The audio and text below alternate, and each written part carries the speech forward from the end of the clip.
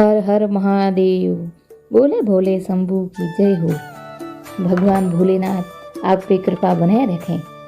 उनका आशीर्वाद सभी मित्रगणों बंधुओं पे बना रहें। इसी आशा और उम्मीद के साथ आज हम भगवान महादेव की कथा का रसपान करेंगे। सभी देवों के देव महादेव जो समस्त लोक में सबसे शक्तिशाली रूप इनका माना जाता है। भोले की प्रार्थना सबसे ज़्यादा प्रसन्न होने वाले देवों में देव महादेव। तो कथा उस समय की है जब श्रावण मास जो महादेव का सबसे प्रिय मासों में से एक होता है। इस महीने में महादेव की स्तुति से महादेव बहुत प्रसन्न होते हैं। तो एक नगर में एक घंटाघर था और जहाँ महादेव की नित्य पूजा अर्चना होती थी।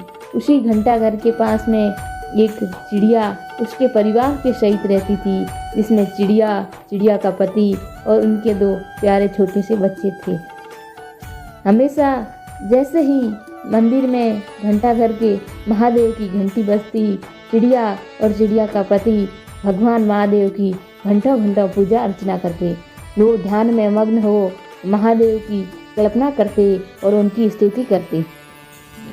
जैसे ही उनकी पूजा अर्चना पूर्ण होती, वे उसी नगर के घंटाघर के पास में ही एक बूढ़ी माँ रहती थी जो पक्षियों की बहुत सेवा करती थी।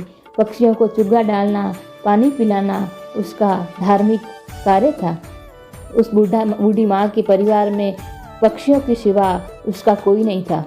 तो चिड़ा और चिड़ी दोनों अपनी भगवान की पूजा अर्चना के बाद उस बूढ़ी माँ की छत पे जाते, दाना पानी चुग अपना पेट भर पानी पी और अपने बच्चों के लिए भी चुग्गा ले आते। इसी तरह उनके दिन व्यतीत होते गए। वे सुबह और शाम महादेव की पूजा में व्यस्त रहने लगे। कुछ दिनों बाद बूढ़ी माँ की अवस्था की वजह से वो बीमार हो गई। उसकी परिवार में उसका और कोई नहीं था। धीरे धीरे वो बिस्तर पर लेट गई। कुछ दिन बीमार रहने के बाद एक दिन वो स्वर्गलोक डाल गई। तब चिड़ा और चिड़ी 1-2 दिन उसकी छत पे गए। उसे कोई दाना पानी नहीं मिला। वो चुपचाप आके अपने घोंसले में बैठे रहे। उन्होंने सोचा आखिर बूढ़ी माँ गई तो गई कहाँ। एक दिन उन दोनों ने पूरे गांव का चक्कर लगाया, लेकिन उन्हें कहीं भी बूढ़ी माँ नजर नहीं आई। चिड़ा और चिड़ी बहुत उदास हुए और आकर घोंसले में बैठ गई। तब चिड़िया ने चिड़ी से कहा, प्रियवर, अपने पूरे गांव में बूढ़ी माँ की तलाश की, लेकिन वो कहीं नहीं मिली।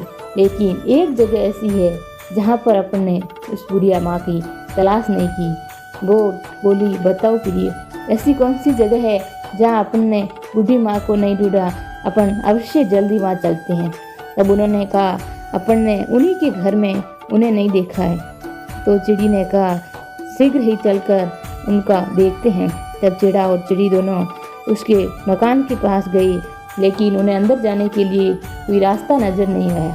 बहुत मशक्कत करने के बाद में उन्हें एक छोटी सी खिड़की दिखाई दी। उसके अंदर से वो घर के अंदर प्रवेश करते हैं। बाहर के कमरों में देखते हैं, लेकिन उन्हें कहीं भी बुढ़िया माँ नजर नहीं आती। तब वो एक अंदर कमरे में जाते हैं जहाँ पलंग पर बूढ़ी माँ लेटी होती है। बूढ़ी माँ पलंग पर लेट रही होती है और उसके शरीर पे मक्खियाँ भिन भिना रही होती है। उन्होंने अपने पंखों से चहल पहल की आवाज़ दी, मक्खियों को दूर किया, लेकिन बूढ़ी माँ ने कोई हलचल नहीं की। तब चिड़िया के पति ने उसे समझाया कि बूढ़ी माँ की मृत्यु हो गई है, वो अब इस दुनिया में नहीं है। चिड़िया बहुत उदास हुई और चिड़िया का पति उसे समझा बुझाकर अपने घोंसले में ले आया। उन्होंने कहा, ऐसी पुण्य आत्मा जो हमेशा अपना धर्म कार्यों में लीन रहती थी, भगवान उसे कैसे ले गए। तब उन्होंने अपने पूजा की समय महादेव की अर्चना की और 6 महीने तक लगातार वो महादेव की भक्ति में लीन रहे। बिना कुछ खाए पिए वो महादेव की स्तुति करते रहे। अंत भगवान महादेव प्रकट हुए कि हे पक्षियों, हे आप भूखे प्यासे 6 महीने से मेरी तपस्या कर रहे हो, बोलो आपको क्या वरदान चाहिए, आप जो मांगोगे वो मिलेगा। तब चिड़िया और चिड़िया के पति ने कहा, हे भगवान, आपके दर्शन पाके हम धन्य हैं। हमें हमारे लिए कुछ नहीं चाहिए, न ही हमें हमारे बच्चों के लिए चाहिए। हमें तो दयावान और प्राणियों की रक्षक बूढ़ी माँ का जीवन वापस दे दो, हमें तो यही वर चाहिए। तब भगवान महादेव ने कहा, सुनो पक्षियों, वो तो बहुत समय हो गया है, उनका शरीर गल गया है, उनके शरीर में कीड़े लग गए हैं, ये तो असंभव है। तब चिड़िया और चिड़िया के पति ने कहा, यदि आप अपने वचन को निभा नहीं सकते तो अपने वचन से विमुख हो जाओ, अपने वचन को वापस ले लो। आपने ही तो कहा था आप जो मांगोगे वो मिलेगा। बहुत कुछ के समझाने के बाद भी चिड़िया और चिड़िया के पति नहीं माने। तब महादेव ने कहा, चलो ठीक है, आपकी बात मानी जाएगी और बुढ़िया माँ को जीवित कर दिया जाएगा। बुढ़िया माँ को जीवित करने के बाद भगवान महादेव बुढ़िया माँ के पास पहुँचे और कहा, आपका तो बहुत पहले ही देहांत हो गया था, लेकिन चिड़िया और एक चिड़िया का पति 6 महीने से लगातार मेरी स्तुति कर आपका जीवन वापस मांगा है। तब बुढ़िया माँ ने भगवान के दर्शन पा उनके चरणों में गिरकर कहा, हे भोलेनाथ, वो कौन सा जोड़ा है जिन्होंने मेरा जीवन मांगा है। तब भगवान ने कहा, वो मंदिर के घंटाघर के पास में ही रहते हैं। बुढ़िया माँ वहाँ पहुँची और उनको अपने घर ले आई और चिड़िया से पति से कहा, अब आप लगातार मेरे घर में ही रहोगे। धीरे धीरे ये बात पूरे गांव में आग की तरफ फैल गई कि बुढ़िया माँ बहुत अधिक तेजस्वी और प्रताप वाली है, मरने के बाद पुनर्जीवित हो गई है। उनका यश पूरे गांव में फैल गया।